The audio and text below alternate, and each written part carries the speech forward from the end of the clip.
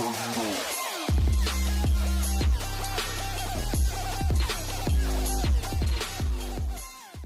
everybody, my name's Eric and welcome to the Jailcast. This is my 50 Shades Darker non-spoiler review that I want to talk to you about here real quick. And I know what a lot of you were thinking.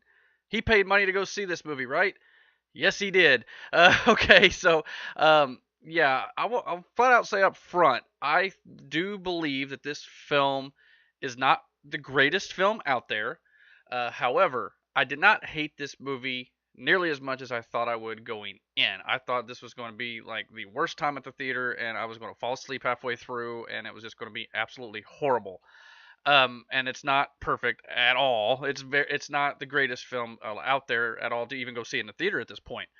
But it is not as bad as a lot of critics are destroying it right now. I mean, like Rotten Tomatoes has it, I believe the last time I saw, at an 8% on Rotten Tomatoes. That's a little harsh. I believe if you are a big fan of the book series and maybe even the first film, I think you're going to really enjoy this film. I think it's definitely again, I'm not a guy who's read the novels or anything like that, obviously, but I feel like there's plenty of fan service into this film, probably from what I can understand of how the books go.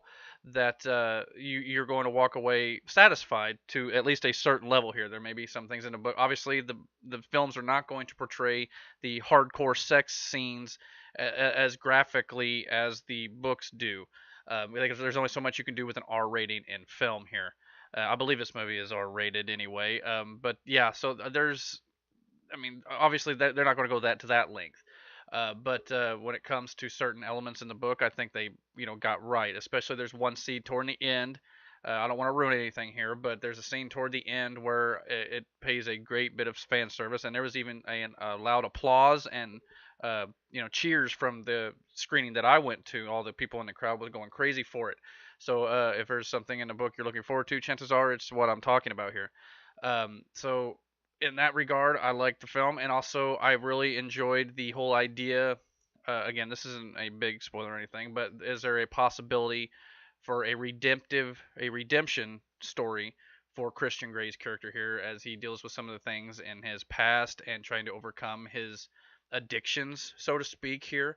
I did like that story element in it. As a guy who didn't read the books, I just kind of thought that the 50 Shades of Grey books was basically softcore porn. And there is some of that in this movie. Do not get me wrong. There's nudity and sexual scenes in this, and it's pretty much plastered all over the place. At least 5 times, if I counted correctly.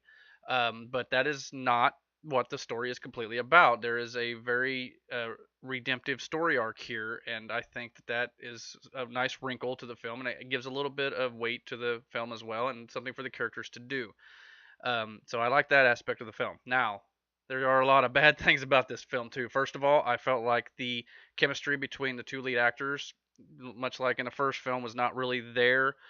They have some moments, don't get me wrong, but they kind of felt awkward when they were together a few times. Like, they really just didn't really. I don't know if the two actors don't really care for each other that much or whatnot, but they just looked like they were a little uncomfortable during the scenes together, which, that's totally understandable, especially if with the someone you really don't have feelings for, probably off screen, that you're just throwing into these sex scenes and stuff like that. I'm sure it's a little awkward, but so in that regard I didn't care for it. Also, I thought there was a lot of clunky dialogue here. There was one, again, this isn't a major spoiler, but there's one scene in particular where they were about ready to have sex, and the girl, I kid you not, looks at him and says, "I'm so overdressed."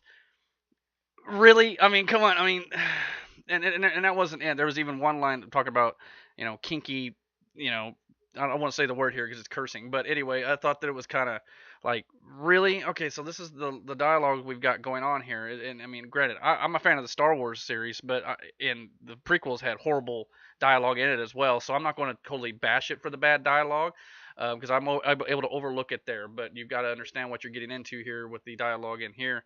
It is just as clunky and just as poorly written and very corny. But other than that, it's really not the worst film, I should say, of 2017. I don't think. I definitely enjoyed it more than I did Assassin's Creed at the end of 2016. I don't know why, but it just kind of, it was way better than that. So overall, I think if you like this series, you're going to enjoy the film. If you don't, and obviously this is more probably for girls than it is for guys, but there were people in the crowd I was with who seemed to really enjoy it and had a good time. So, but me personally, just not really knowing a whole lot about this series, but being I was a little more surprised than I thought it would be. I'm not going to totally give this like a 0 out of 10 or anything like that. I'm going to go with a solid 4.5 out of 10. And I recommend it for any of you who do like the books. You very well could enjoy it, and just and have a good time with it, and try not to feel uncomfortable sitting in your seat there because there's a lot of sexual stuff going on in this film for sure. Well, that'll just about do it for me, everybody. Thank you for watching this video, and if you like what you saw here, please comment and like this video.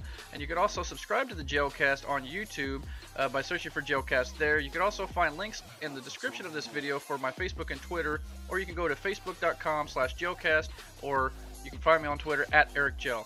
So until next time, thank you for watching. God bless.